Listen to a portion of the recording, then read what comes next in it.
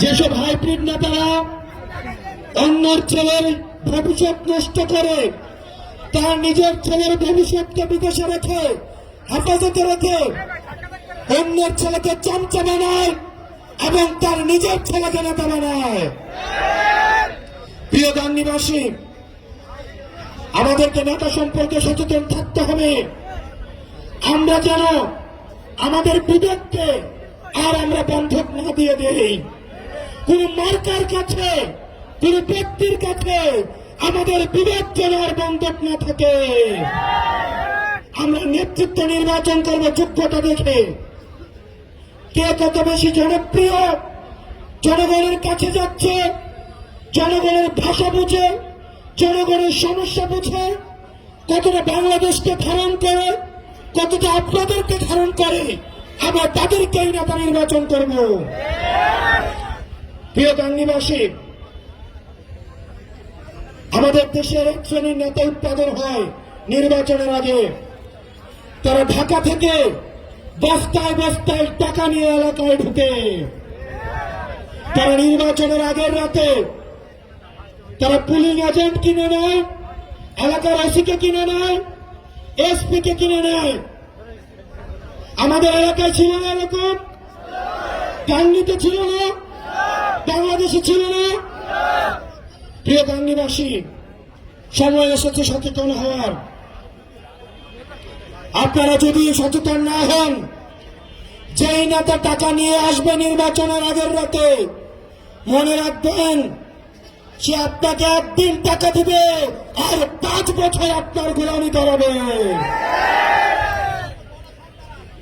জনগণের যারা নেতৃত্বে আসবে তারা জনগণের সেবক, কিন্তু নির্বাচনের আগের রাতে সে যখন আপনাকে টাকা দিতে পারবে তখন আর সেবক থাকবে না, তখন সে হয়ে যাবে মালিক আর আপনি হয়ে যাবেন দাস।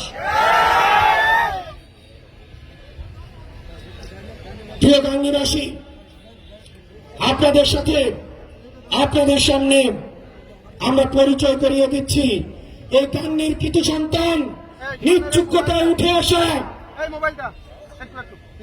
আমাদের এনসিপির, আমাদের লিগ্যাল উইংয়ে নিবেদিতভাবে কাজ করে যাচ্ছেন আপনাদের এই গাংনীর যুগ্ম মুখ্য সমন্বয়ক অ্যাডভোকেট শাকিল ভাই।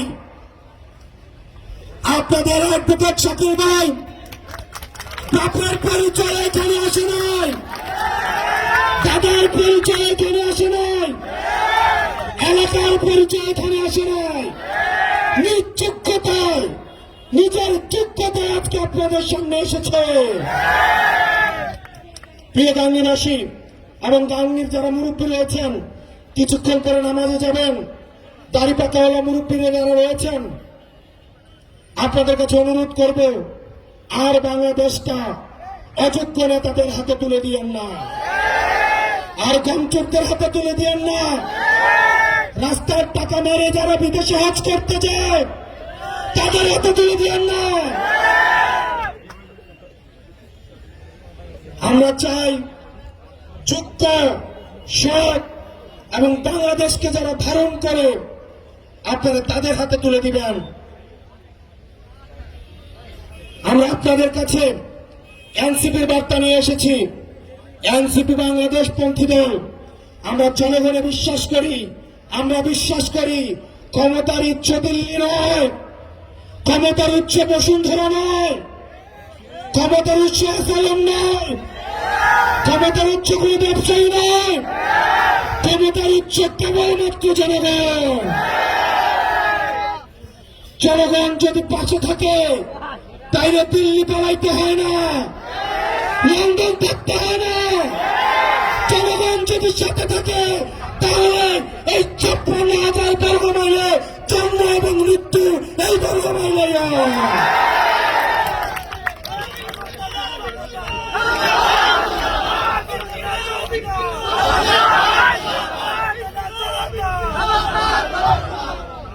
আমরা কোন পিন্ডির উপরে, দিল্লির উপরে, লন্ডনের উপরে, আমেরিকার উপরে নির্ভর করতে চাই না। আমরা কোন ব্যবসায়ী থেকে আমাদের মগজ, আমাদের রাজনীতি কোন ব্যবসায়ীর কাছে আমরা বর্গা দেয়নি।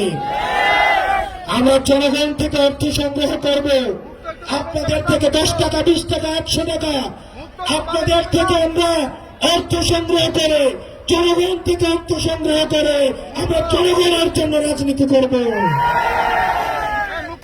যখন রাজনীতিবিদরা ব্যবসায়ীদেরকে তাদের রাজনীতি বন্ধক দেয়, তখন ব্যবসায়ীদের মতো করে পলিসি নির্ধারণ করতে হয়।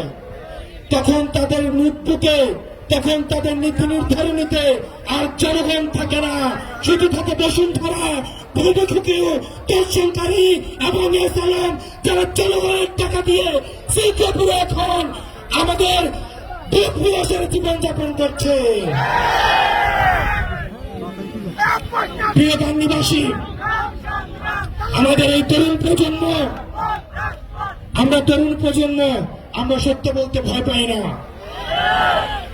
কারণ আমাদের কোন ব্যবসা নাই, যে ব্যবসাটা আমাদের হচ্ছে কোন ব্যবসায়িক কোন যারা অলিগার্ক শ্রেণী আছে তাদের কাছে আমরা বন্ধক দিয়ে রেখেছি।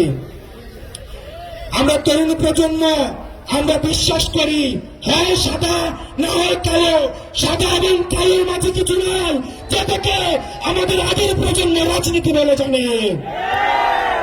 আমাদের তরুণ প্রজন্ম, আমাদের আগের প্রজন্ম, তারা ভণ্ডামিকে নাম দিয়েছে কৌশল, তারা মিথ্যাকে নাম দিয়েছে রাজনীতি, তারা প্রতারণাকে নাম দিয়েছে তারা স্ট্র্যাটেজি। এই তরুণ প্রজন্ম, স্কুল কলেজের যারা আছেন, আমাদের বুড়োরা, আমাদের মাদ্রাসা পড়ুয়া ভাইরা, পরবর্তী বাংলাদেশটা আমাদেরকে করতে হবে, আমাদেরকে করতে হবে। আমরা এমন কারো হাতে দেশটা তুলে দিতে পারবো না যারা জনগণ বিচ্ছিন্ন। আপনারা গাংনীবাসী, আপনারা এনসিপির সাথে থাকেন। আপনাদের যদি মনে হয় এনসিপি কোনো ভুল করছে, এনসিপি বাংলাদেশের বিপক্ষে অবস্থান নিয়েছে, তাহলে আপনারা এনসিপিকে মাথা থেকে চুলে ফেলে দিতে দুইবার ভাববেন না।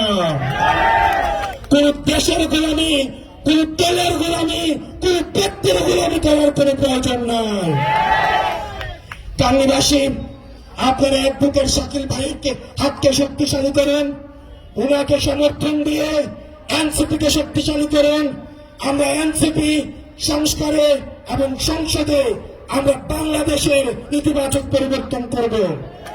কিছু রাজনৈতিক দল এখন ঐক্যবদ্ধ হয়েছে নির্বাচনকে পিছিয়ে দেওয়ার জন্য। তারা সংস্কারও চায় না, তারা বিচারও চায় না। এটি করে করে এখন তারা নির্বাচনকে পিছিয়ে দিতে যাচ্ছে। তারা যদি নির্বাচন চায় তাহলে সংস্কার এবং বিচার অতি দ্রুত শেষ করতে চাইতো। সেজন্য আমাদের দ্রুততম সময়ের মধ্যে এই অন্তর্বর্তীকালীন সরকার, আপনারা আর পিলু পাস করবেন না, আপনারা হাইকোর্ট দেখাবেন না। হাসিনা আমাদের হাইকোর্ট দেখিয়ে এখন দিল্লিতে অবস্থান করছে। হাইকোর্ট দেখানোর সময় শেষ। আপনারা বিচার নিশ্চিত করুন এবং গণতান্ত্রিক উত্তরণের জন্য, যথাযথ নির্বাচনী পরিবেশের জন্য আপনারা আমাদের প্রতিষ্ঠানগুলিতে সংস্কার করুন, নির্বাচন ব্যবস্থাকে সংস্কার করুন। ইতিমধ্যে আমাদের আহ্বায়ক বলে দিয়েছে, আমরা পুরাতন খেলায় অংশগ্রহণ করতে আসি নাই, বরং আমরা পুরাতন খেলার আমরা নিয়ম পরিবর্তন করে দিতে এসেছি। সুতরাং আপনারা নিয়ম পরিবর্তন করে আমাদের সামনে উপস্থাপন করুন যে আপনারা খেলার জন্য কি কি নতুন নিয়ম নিয়ে এসছেন, যাতে করে আমরা নতুন খেলার, আমরা নতুন নিয়মে সবাই মিলে আমরা অংশগ্রহণ করতে পারি। ইনকিলাব, ইনকিলাব, ইনকিলাব, ইনকিলাব, এনসিপি, এনসিপি।